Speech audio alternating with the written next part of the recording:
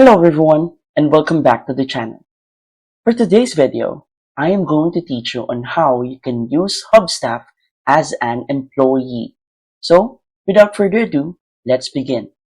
First, open your web browser and go to app.hubstaff.com and log in to your Hubstaff account. Once you're inside the main dashboard, you should see on the left panel all the stuff that would help you as an employee on Hubstaff. First would be on the dashboard. From here, you can add some widgets on what you will see to help you on your work. Next would be on the timesheets.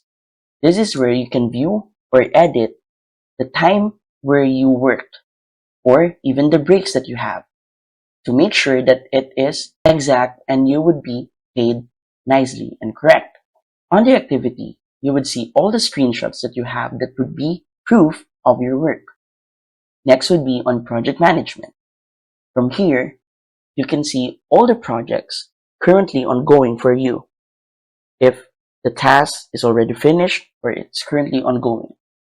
The to-dos would be right here.